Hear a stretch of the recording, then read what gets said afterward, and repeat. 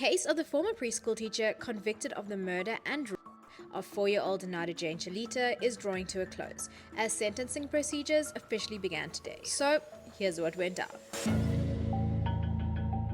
During the court session, in mitigation of her sentence, it was heard how Amber Hughes was a first-time offender who was bullied in school. It was alleged that she had mental health problems and showed remorse for her actions, thus making a case for deviation from the minimum prescribed sentence, life imprisonment for each of the charges she has been convicted on. This was according to the social worker taking to the stand to testify. Whilst on the stand, she would further recommend direct imprisonment with a portion of Amber's potential life sentence suspended. She would go on to state that whilst Amber was a threat to society, she needed psychological treatment, and a lengthy period of direct imprisonment would not focus on that rehabilitation. Next, it was into Amber Hughes' childhood, as it was heard how at 6 years old she allegedly experienced severe traumatic events. She would go on to be bullied in school for her weight, and later at the age of 14 developed an eating disorder. Over the years, she would be treated by multiple psychologists and psychiatrists, and several experts had diagnosed her with post-traumatic stress disorder, bipolar disorder, and borderline personality disorder. It was alleged that her mother was addicted to pain medication and aggressive, creating an unstable home environment. Her mother would allegedly drink, abuse her, and multiple times attempted to take her own life, later succeeding in 2022. All of these incidents are alleged to have led Amber to develop multiple destructive and negative behaviors, one of them being lying in order to manipulate others. As a young adult, Amber began working as a kindergarten teacher's assistant, and in the beginning was considered someone who had potential. However, as the months went on, the children themselves would complain that she was failing her duties, failing to watch them when they were outside.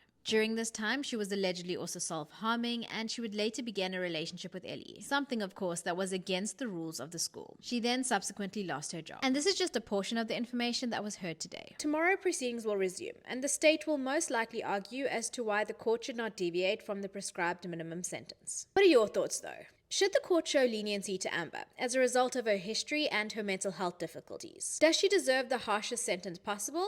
Or is it something in between? Let me know. You know the drill though. Keep your eyes on my feed and I'll be sure to keep you in the loop. Until the next one, Bala out.